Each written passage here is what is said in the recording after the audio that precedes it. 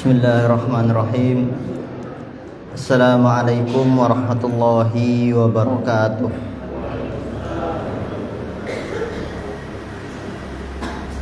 Innal hamdalillah nahmaduhu wa nasta'inuhu wa nastaghfiruh wa na'udzu billahi min syururi anfusina wa min sayyiati a'malina. May yahdihillahu fala mudilla lahu wa may yudlil fala hadiya lahu. Asyhadu an la ilaha illallah wahdahu la syarika lah wa asyhadu anna Muhammadan abduhu wa rasuluhu la nabiyya ba'dah. Qala Allah ta'ala fi kitabihil karim ba'da an a'udzu billahi minasy syaithanir rajim. Ya ayyuhalladzina amanu taqullaha wal tanzur nafsum ma qaddamat lighad wattaqullaha innallaha khabirum bima ta'malun. Faqala nabiyyuna Muhammadin sallallahu alaihi wasallam ittaqillaha haitsu ma kunta watbi'is sayyi'atal hasanata tamhuha wa khaliqin nasa bi khuluqin hasanin amma ba'du. Alhamdulillah, puji syukur kehadirat Allah Subhanahu wa taala. Pada kesempatan sore yang berbahagia ini, kita atas rahmat dan karunia Allah Subhanahu wa taala bisa hadir, bisa melangkahkan kaki kita menghadiri majelis pekanan ya, setiap Jumat sore di Masjid Darul Qudus yang mudah-mudahan selalu diberkahi oleh Allah Subhanahu wa taala ini.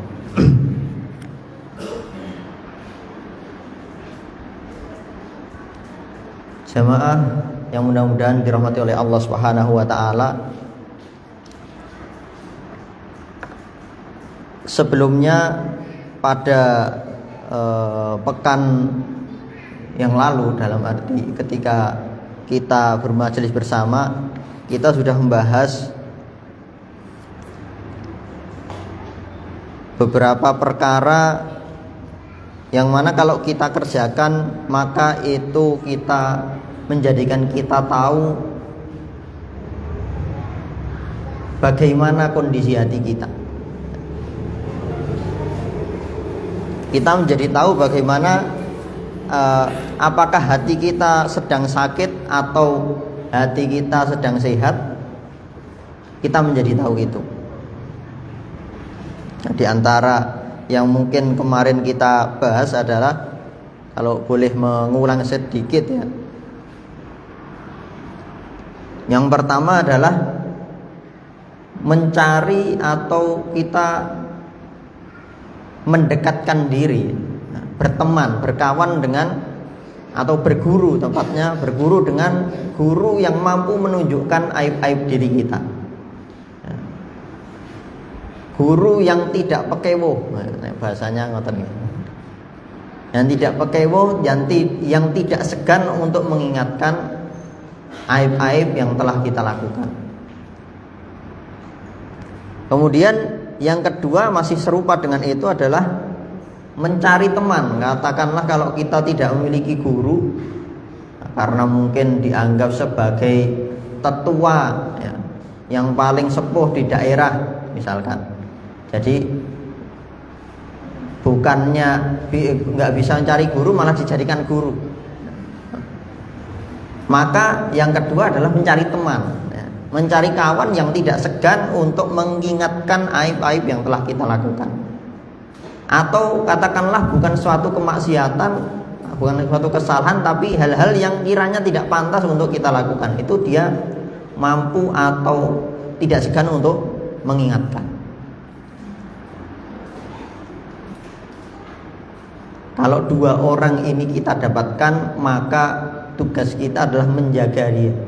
Meskipun ya bisa sangat dimungkinkan ucapan-ucapannya pedas,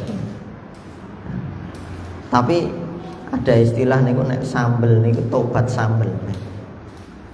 Ketoke saya sudah nggak mau makan sambel lagi, tapi besoknya dikasih ya dimakan.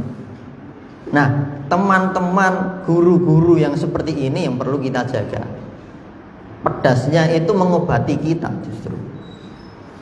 Kemudian yang ketiga adalah mencari aib-aib kita atau mengkaji aib-aib kita lagi dari lisan musuh-musuh kita. Ini yang mungkin lebih perlu usaha yang lebih, perlu kelapangan hati yang lebih. Musuh niku biasa nggih, pasti memang tugasnya atau mungkin memang kebiasaannya adalah suka mencari-cari kesalahan kita. Tapi ketika dia mengkritik, ketika musuh tadi membuka aib-aib kita atau menunjukkan aib-aib kita, maka itu menjadi muhasabah bagi diri kita. Ini yang satu hal yang tidak mudah. Dan kemudian yang terakhir yang kemarin kita bahas adalah bermasyarakat. Dengan bermasyarakat nanti kita menjadi kenal kebiasaan di masyarakat itu. Atau mungkin berorganisasi. Kebiasaan apa saja, hal-hal baik apa saja yang bisa kita tiru. Oh, ternyata saya belum melakukan kebaikan ini. Akhirnya kita melakukannya. Oh, ternyata perbuatan saya selama ini kurang pantas. Maka kita bisa mengevaluasi diri. Nah, ini 4 bekal kita untuk mencari tahu aib-aib diri kita, sehingga kita tahu hati kita ini sedang di posisi mana. Masyarul muslimin, jamaah kajian Jumat sore yang mudah-mudahan dirahmati oleh Allah Subhanahu wa taala. Yaitu pembahasan yang lalu mungkin tentang hati ya, tentang hati. Kemudian pembahasan untuk sore hari ini kita akan bahas tentang lisan. Tentang lisan. Ada sebuah kisah yang mungkin kalau riwayatnya perlu dicek kembali ya. Suatu hari Luqmanul Hakim disebut sebagai Al-Hakim karena memang Luqman ini ahli hikmah. Bukan orang yang tampan, bukan orang bangsawan, bukan seorang bangsawan, bukan orang kaya. Ya ibaratnya mungkin orang yang paling tidak dikenal. Tapi karena memang Allah berikan karunia kepadanya, maka dia dijuluki Al-Hakim, yang banyak hikmahnya. Sampai-sampai kemudian namanya diberikan oleh Allah Ta'ala dalam Al-Quran surat Luqman. Suatu saat, dan uniknya juga Luqman ini adalah seorang budak, pernah menjadi seorang budak. Suatu ketika Luqmanul Hakim dipanggil oleh tuannya ya, biasa seorang tuan manggil budaknya. Kemudian dibilang, "Wahai Luqman, sembelihkan aku seekor kambing, seekor domba, kemudian berikan bagian terbaiknya, bawakan bagian terbaiknya." Kemudian Luqman sebagai pembantu budak yang taat kepada tuannya, dia sembelihkan, kemudian dibawakan pakai nampan yang ditutup. Ketika dibuka oleh tuannya, ternyata yang ada di situ adalah lidah kambingnya dan hatinya. Kali berikutnya dipanggil lagi Luqman, "Sekarang sembelihkan untukku kambing dan berikan bagian terburuknya." Ketika disembelih, dibawakan lagi kepada tuannya, dibuka lagi nampannya, ternyata juga isinya sama, lidah dan hatinya. Tuannya terheran-heran, yang paling baik dan yang paling buruk kok sama. Maka jawaban Luqman kurang lebih, kalau lisan itu mengatakan yang baik, maka dia akan menjadi baik. Hatinya pun demikian. Dalam sebuah hadis Nabi disebutkan, "Inna fil jasadi mudghah idza shalahat shalahal jasadu kulluh wa idza fasadat fasadal jasadu kulluh ala wahyal qalbu. Dalam hati manusia, dalam tubuh manusia ada segumpal daging. Ketika daging ini baik, mudghah ini baik, maka seluruh tubuhnya akan baik. Tapi kalau daging ini buruk, maka seluruh tubuhnya akan buruk. Ala wahyal qalbu, itulah hati. Nah, demikian pula yang disampaikan oleh Luqman. Kalau hati ini baik, maka semua tubuhnya akan baik. Maka lisan dan hati ini ibaratnya dua hal yang memimpin tubuh kita. Sebaliknya kalau keduanya berlaku buruk, hatinya menjadi buruk, lisannya suka mencela dan lain sebagainya, berkata-kata yang tidak baik, maka bagian-bagian tubuh yang lain akan menjadi tidak baik pula. Maka dari sini di antara yang dibahas oleh Imam Ibnu Qudamah dalam Minhajul Qasidin adalah pembahasan tentang lisan. Ma'asyiral muslimin yang mudah-mudahan dirahmati oleh Allah Subhanahu wa taala. Dalam sebuah hadis Nabiullah Muhammad sallallahu alaihi wasallam bersabda, "Al-muslimu man salimal muslimina min lisanihi wa yadihi." Seorang muslim itu adalah ketika orang muslim yang lain selamat dari lisan dan tangannya. Kenapa tidak mata, kenapa tidak telinga, kenapa tidak yang lain-lain? Kalau dalam ilmu tulis menulis, literasi, mata dan telinga itu adalah dua indera untuk yang kita gunakan untuk mendapatkan informasi. Dengan mata kita bisa melihat, kita bisa membaca, kita bisa membedakan warna, kita bisa membedakan mana yang pantas dilihat dan mana yang tidak baik untuk dilihat. Mata, informasi masuk lewat mata.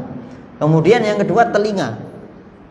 Dengan telinga kita bisa mendengar ayat-ayat Al-Quran, tapi juga bisa mendengar nyanyian-nyanyian syaitan. Informasi masuk lewat telinga. Maka yang diingatkan oleh Nabi kemudian bukan mata dan telinga, tapi yang diingatkan adalah lisan dan tangan. Dalam ilmu literasi kalau kita belajar, kita memberikan informasi lewat lisan, lewat bicara. Informasi sampai kepada orang lain lewat bicara. Katakanlah orang yang bisu bagaimana? Maka informasi tersampaikan kepada orang lain dari dirinya lewat tangannya, lewat gestur tubuhnya, terutama tangannya. Terlebih hari ini dengan kemajuan teknologi, lewat tangannya yang kemudian mengetik huruf-huruf di WA, di Facebook, di media sosial, maka informasi tersampaikan dari kita kepada orang lain. Nah, dua hal ini yang dijaga, yang diingatkan oleh Rasulullah agar kita tidak memberikan informasi, agar kita tidak mengeluarkan sesuatu dari diri kita kepada orang lain, yaitu keburukan-keburukan.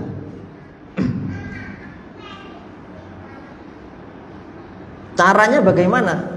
Caranya adalah dengan menahan sebelum diungkapkan pembicaraan kita, sebelum kita tuliskan ketikan kita tahan sejenak, kita tahan sejenak. Sebagaimana Rasulullah SAW bersabda, "Man yadmanu li ma baina lihyaihi wa baina rijlaihi udminu lahul jannah." Hadis riwayat Bukhari. Jadi barang siapa yang menjamin bagiku apa yang ada di antara dua lihyahnya, dua jenggotnya. Dalam arti dua jenggot di sini kumis dan jenggot. Berarti apa? Apa nih? Lisannya, mulutnya. Wa ma baina rijlaihi, dan apa yang ada di antara dua kakinya, yaitu kemaluannya. Nah, kalau ada orang yang bisa menjamin dua hal ini, udminu lahul jannah, aku jamin baginya jannah, kata Rasulullah demikian.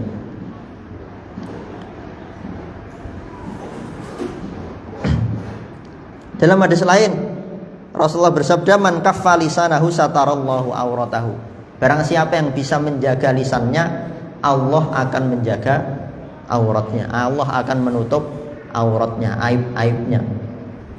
Terkadang aib diri kita itu diketahui orang bukan karena orang lain itu cari-cari tahu, tapi karena kita yang entah sengaja atau tidak sengaja banyak bicara, membicarakan hal-hal yang tidak perlu dibicarakan.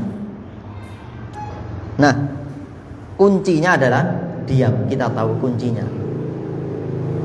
Nah, kemudian lantas apa saja petaka atau perkara-perkara yang mencelakakan diri kita yang lewat lisan, yang sumbernya adalah lisan kita. Disebutkan oleh Imam Ibnu Qudamah, yang pertama adalah al-kalamu fima la ya'ni.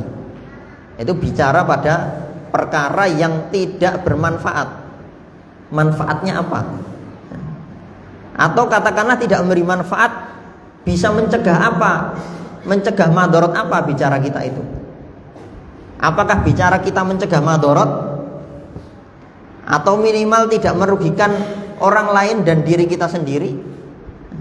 Kalau bicara kita tidak mengandung hal-hal tersebut, berarti bicara kita adalah perkara yang tidak bermanfaat. Padahal Rasulullah bersabda, min husnil islamil mar'i tarkuhu ma la ya'ni. Termasuk tanda baiknya seseorang adalah meninggalkan yang tidak bermanfaat baginya. Mungkin kita bisa melirik diri kita kembali.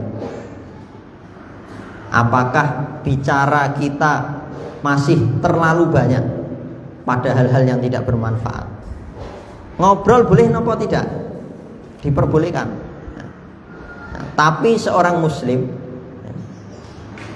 bukan hanya bicara, bukan hanya membahas boleh dan tidak boleh. Nah, lebih jauh dari itu, seorang muslim harus naik levelnya menjadi mencari mana yang tepat dan mana yang kurang tepat, memilah mana yang tepat dan mana yang sebaiknya ditunda terlebih dahulu. Kita berbicara kok bisa menyinggung orang, meskipun kita tidak bermaksud, maka sebaiknya kita tunda dulu. Atau contohnya ada orang bertanya kepada kita, kita tahu jawabannya, tapi kalau kita sampaikan jawabannya, orang tadi justru terkena masalah, maka kita tahan terlebih dahulu.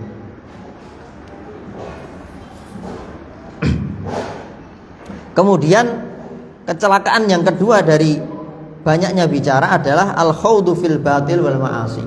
Ya, terceburnya diri kita kepada kebatilan dan kemaksiatan. Mungkin kita pada awalnya hanya ngobrol-ngobrol biasa, akan tapi lama-lama keasikan lalai waktu, misalkan lalai menjaga aib-aib orang lain dan lain sebagainya, masih banyak lagi. Dan di antara tanda atau terceburnya kita ke dalam kemaksiatan, ke dalam kebatilan ini adalah berdebat. Banyak berdebat pada perkara-perkara yang tidak penting. Apabila debat ini digunakan dalam rangka amar ma'ruf nahi mungkar, dalam rangka berdakwah, maka ini adalah satu hal yang bagus. Bahkan dalam Al-Quran Allah Subhanahu wa ta'ala sebutkan di antara cara berdakwah adalah dengan bil jidal billati hiya ahsan. Ya. Dalam surat An-Nahl, ya. Ud'u ila sabili rabbika bil hikmah. Yang pertama, serulah kepada jalan Rabbmu dengan hikmah.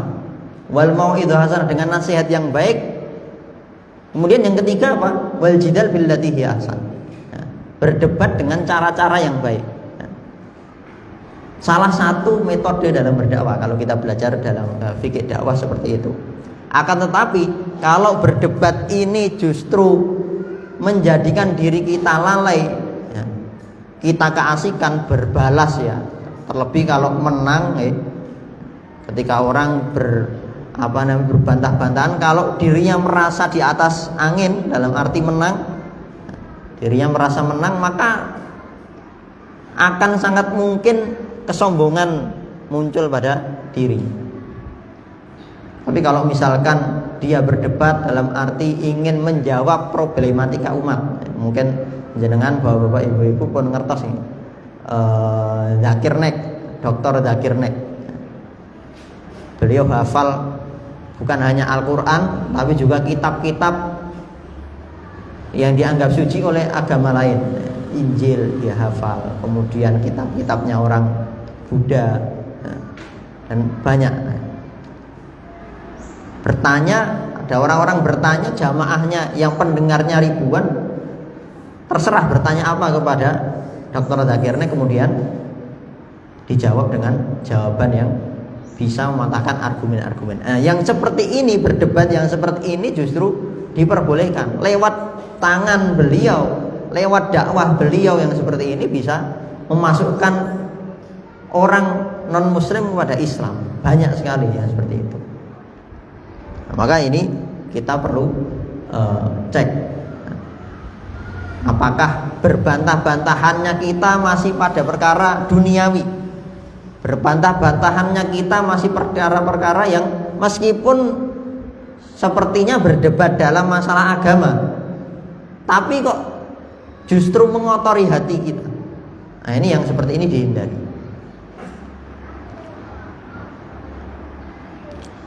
Kemudian yang ketiga dari petaka banyak bicara adalah at-ta'akkuru fil kalam, ya. Atau bahasanya mungkin bermain-main kata, ya.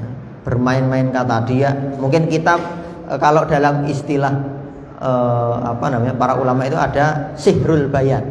Orang yang mampu penjelasannya lewat lisannya itu mampu menyihir para pendengar. Nah, sayangnya yang menjadi problem di sini adalah apakah penjelasannya, ya, lihainya dia memberi penjelasan, lihainya dia memberi ceramah gitu ya, misalkan lihainya dia menasihati orang itu didasari oleh ilmu yang baik, didasari oleh adab yang baik atau tidak. Hari ini banyak orang-orang dengan kemampuannya menjelaskan, akhirnya tujuannya bukan mendekatkan orang lain kepada Allah Ta'ala, tapi justru membuat orang lain tersesat. Nah, ini adalah kita perlu mengkaji, ya. Misalkan ada orang siapapun lah, ya. Karena bisa jadi orang itu berubah-ubah, ya. Berubah-ubah dalam arti pada satu kesempatan dia menjelaskan dengan ikhlas lillahi ta'ala, memberikan penjelasan. Tapi cek, pada kesempatan lain bisa jadi dia sedang melakukan kesalahan. Motif bicara dia motif duniawi misalkan. Maka yang seperti ini kita perlu teliti mendengarkan seperti ini. Nasihat kita terima darinya, akan tapi untuk cara dia menjelaskan, kemudian motifnya terlihat adalah motif-motif duniawi, maka kita berlepas diri dari ucapan-ucapan yang seperti ini.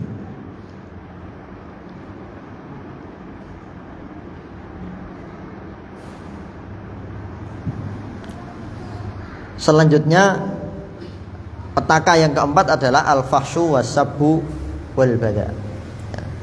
Banyak berbicara kotor, ya.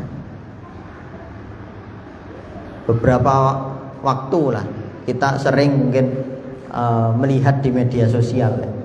Dulu karena media sosialnya hanya televisi, ya sudah, dan kita tidak bisa berinteraksi dengan televisi itu. Apa yang dihadirkan, ditontonkan kepada kita, ya sudah, itu saja kita terima.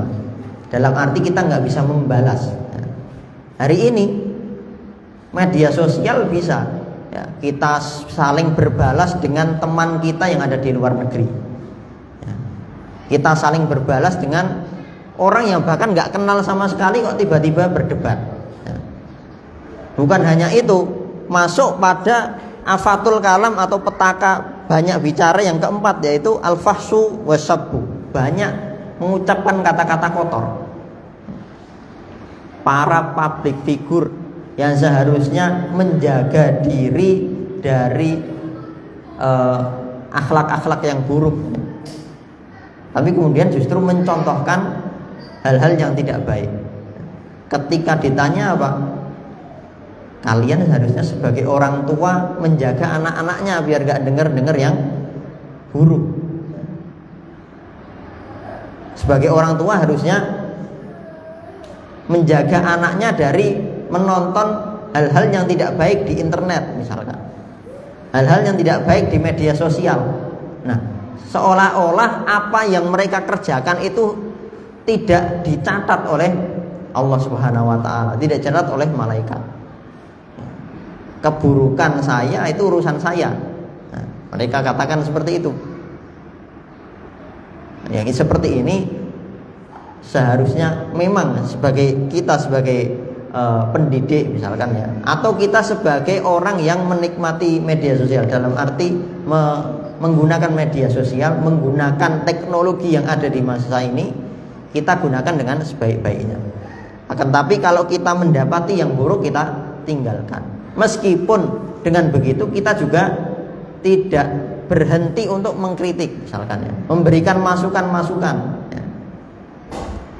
Sebagai public figure seharusnya menjaga akhlaknya, menjaga adabnya, menjaga lisannya dari mengucapkan dan melakukan perbuatan-perbuatan yang tidak baik.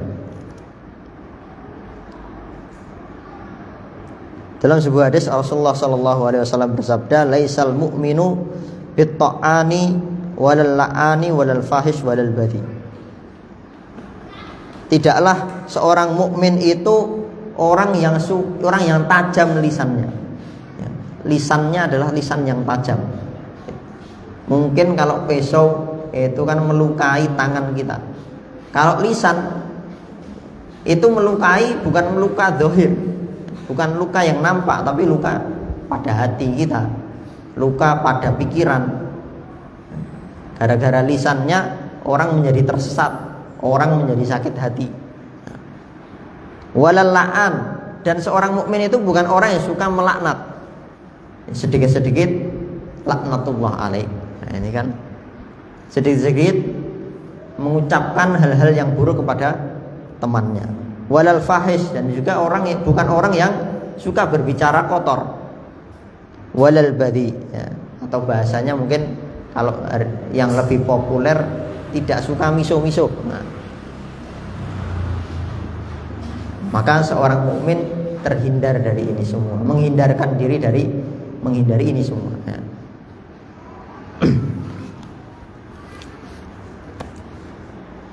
Yang selanjutnya adalah yang kelima, yaitu al-mizahul kathirul mizah, banyak bercanda. Seorang mukmin juga menghindari banyak bercanda. Kalaupun bercanda itu untuk merehatkan hati, bukan untuk menambah penat, menambah gawean. Bahasanya ngoten. Apakah Rasulullah tidak bercanda? Rasulullah bercanda. Suatu saat mungkin kisah yang masyhur, suatu saat ada seorang nenek-nenek datang kepada Rasulullah. Kemudian bertanya, "Wahai Rasulullah, apakah saya nanti akan masuk surga, wahai Rasulullah?" Jawab Rasulullah, "Napa? Wahai nenek, di surga nanti nggak ada nenek-nenek." Dengan begitu nenek-nenek tadi nangis ya. Karena apa? Merasa dirinya tidak akan masuk surga.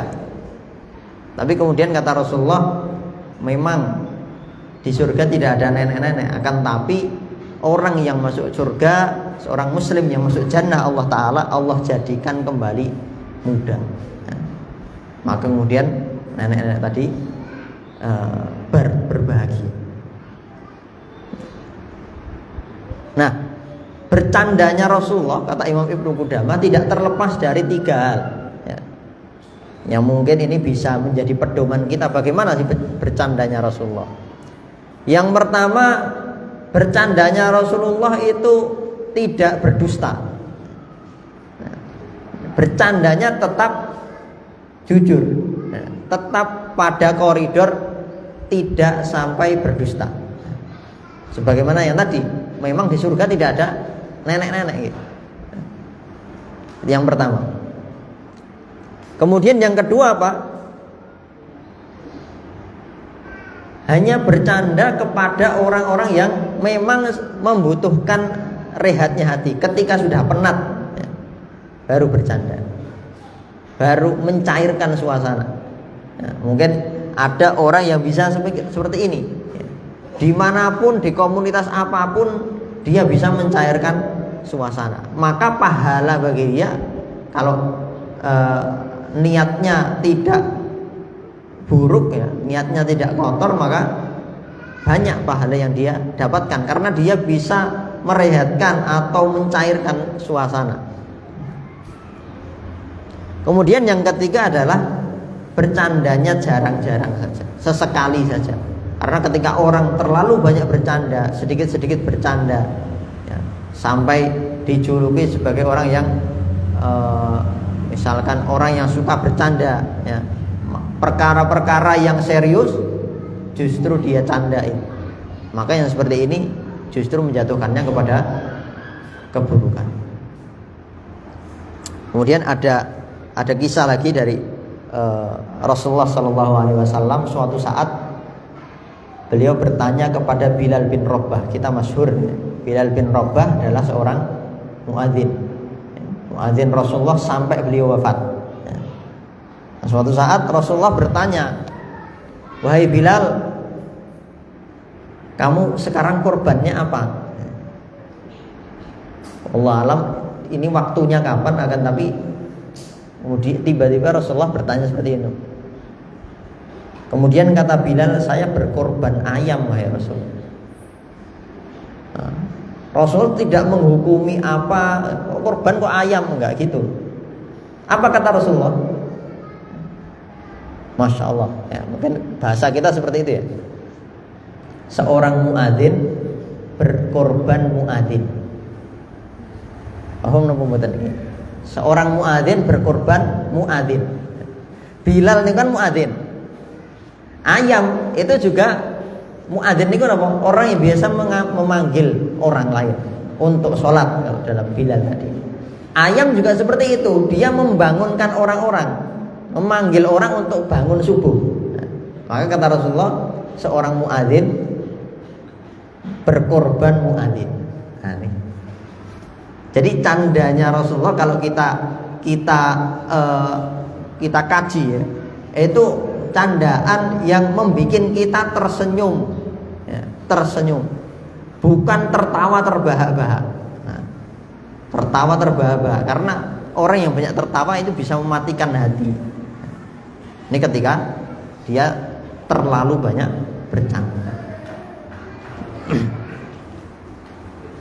Masyarul muslimin yang mudah-mudahan dirahmati oleh Allah Subhanahu wa taala.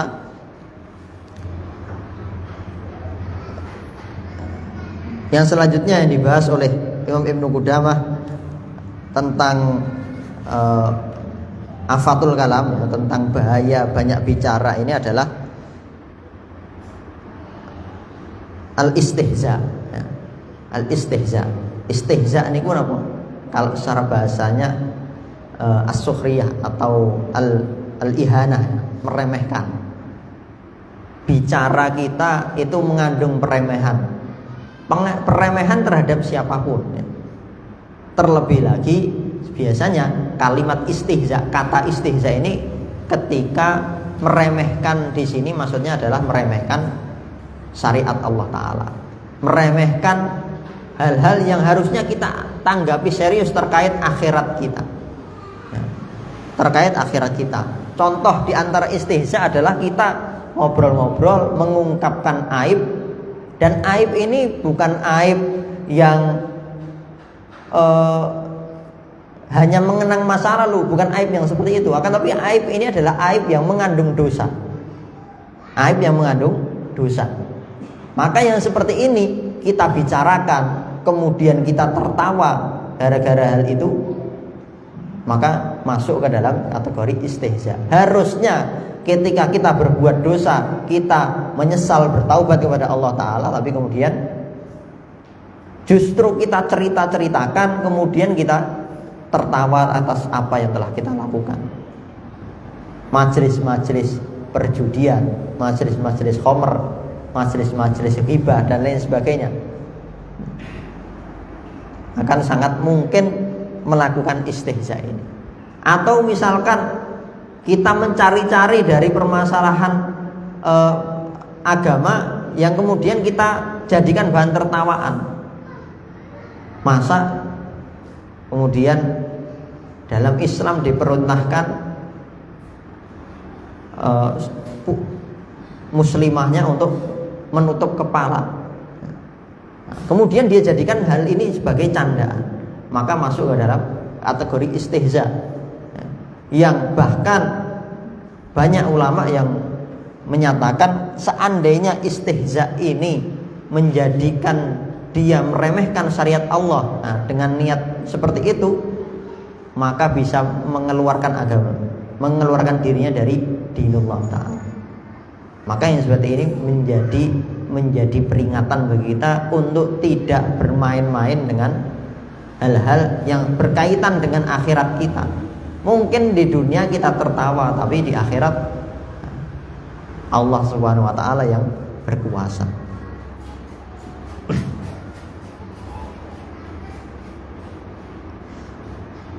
Selanjutnya yang ketujuh, ini masih berkaitan dengan istihza tadi, adalah ifsya'us sirri, ikhlaful wa'di wal kadhibi fil qawli wal yamin. Ya.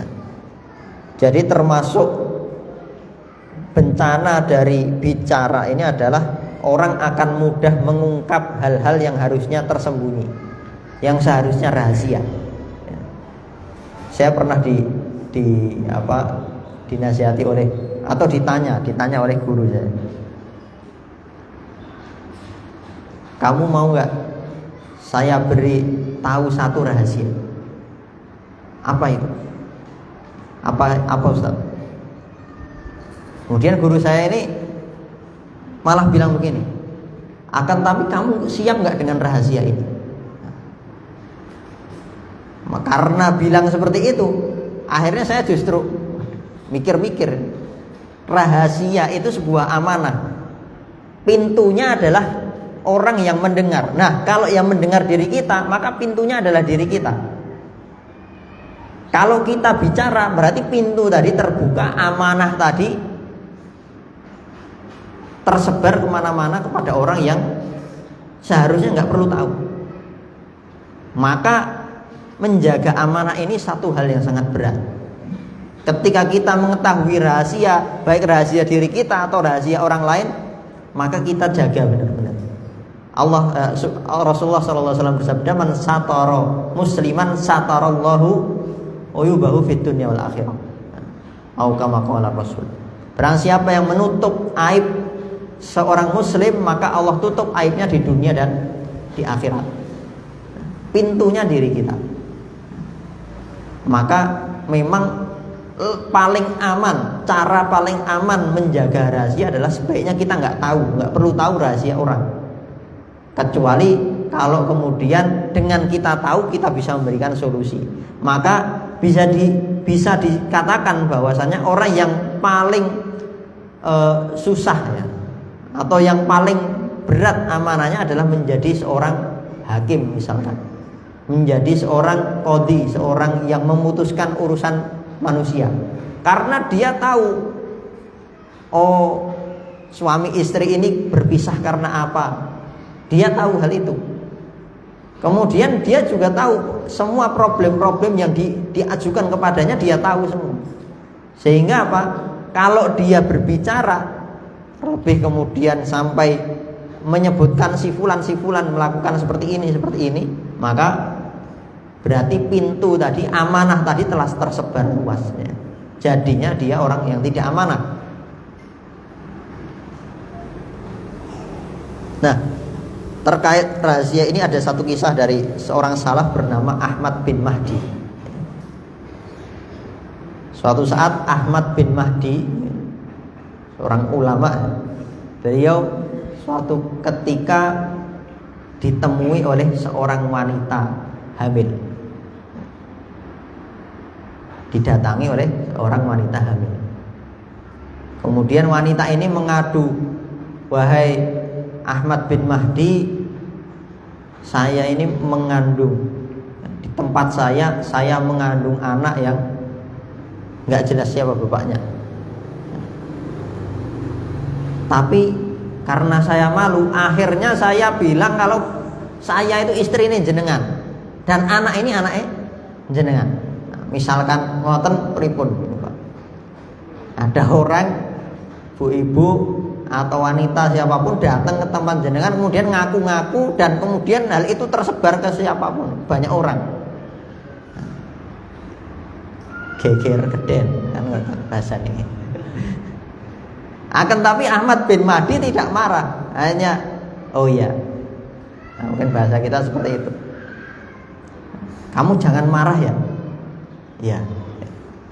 Akhirnya wanita ini pergi.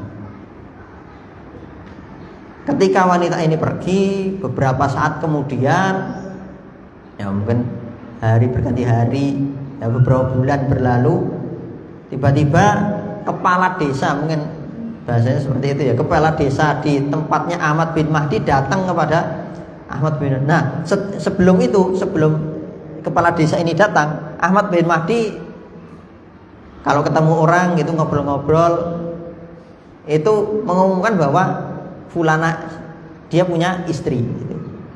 Fulana ini adalah istrinya dia. Nah, beberapa bulan berlalu, kepala desa datang ke rumahnya Ahmad bin Mahdi mengucapkan selamat. Selamat apa? Selamat atas kelahiran anak jenengan. Ahmad bin Mahdi hanya tersenyum, berpura-pura terkejut. Ya. Kemudian bukan berhenti di situ. Ya. Dia masuk ke rumah, menyiapkan beberapa pundi-pundi emas, ya. Kemudian dititipkan orang ini,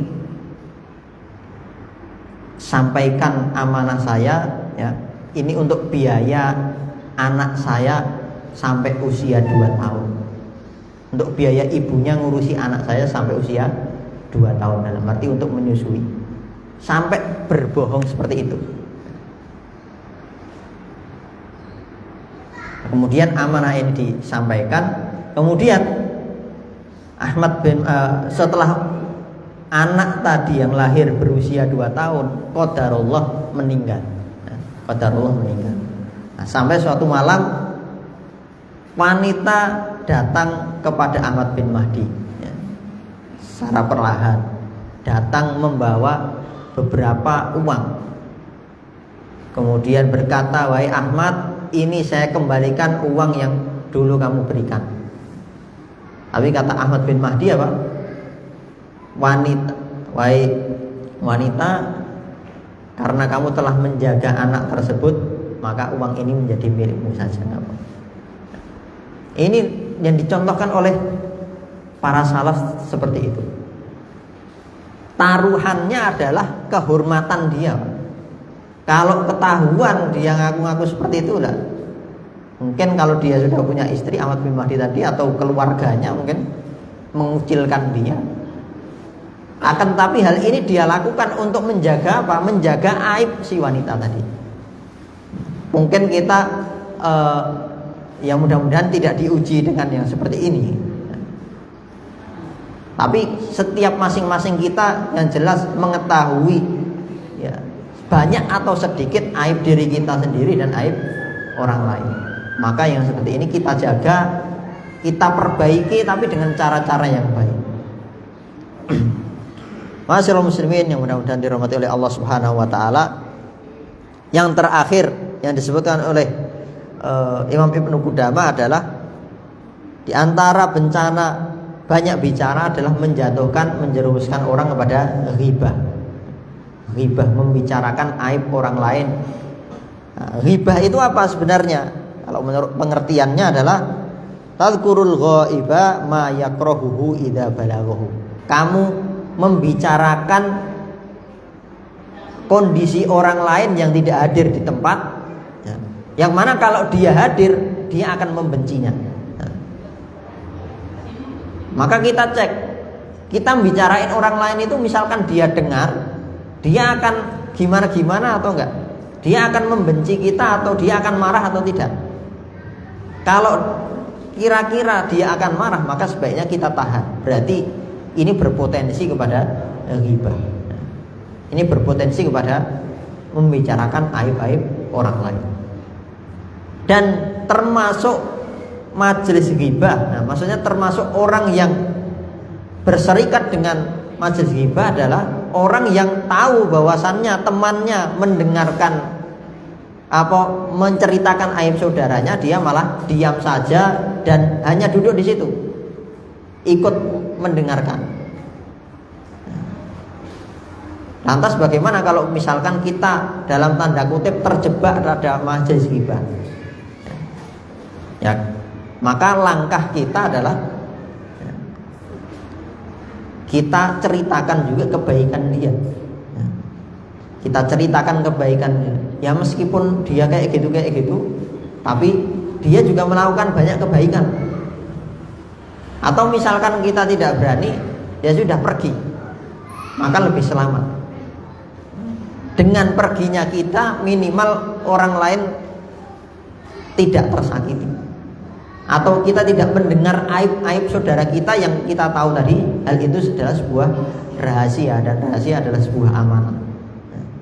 Maka yang seperti ini kita jaga dari kita. Mana majelis-majelis yang berpotensi menghantarkan orang-orang di dalamnya kepada ghibah, dan mana yang tidak. Mana majelis-majelis yang dinaungi oleh malaikat, dan mana majelis-majelis yang dinaungi oleh syaitan. Ma'asyiral muslimin rahimani Allah wa iyyakum. Yang terakhir mungkin saya mengingatkan diri saya pribadi dan jamaah sekalian terkait satu pesan dari salaf ya. Ini tercantum di beberapa kitab para ulama, akan tapi belum ditemukan ya. Setidaknya saya belum menemukan apakah ini termasuk hadis Nabi atau perkataan sahabat atau siapa. Tetapi mungkin dari nasihat ini bisa kita menjadi bekal untuk kita ke rumah masing-masing. Apa isinya? Antara para salaf mengatakan man katsura kalamuhu katsura saqatuhu. Orang yang banyak bicara akan banyak tergelincir. Man katsura saqatuhu katsura kadzibu. Dan orang yang banyak tergelincir, sering tergelincir, untuk menyelamatkan akhirnya dia banyak dustanya. Wa man katsura kadzibuhu katsura dzunubuhu. Dan barang siapa yang banyak dustanya, akhirnya dia banyak dosanya. Wa man katsura dzunubuhu wa man katsurat dzunubuhu kanan naru aula bihi. Dan barang siapa yang banyak dosanya, maka neraka lebih utama bagi dirinya. Masyaallah muslimin yang mudah-mudahan dirahmati oleh Allah Subhanahu wa taala. Ini mungkin adalah diantara cara syaitan atau cara hawa nafsu kita menggelincirkan diri kita, sehingga kita menjadi ahlun nar wal iyadu billah. Naudzubillah min dzalik. Maka jaga lisan kita, dan hari ini ujian kita mungkin lebih banyak ya, karena lisan kita ada yang lisan lahiriah dalam arti yang bisa digunakan untuk bicara, dan lisan-lisan dari jari jemari kita. Maka kita jaga hal-hal ini ya, di mana kita memberikan informasi kepada orang, maka berikan informasi-informasi yang bermanfaat, atau informasi-informasi yang menghilangkan madarat, atau minimal tidak menyakiti dan tidak memberikan madarat kepada orang lain.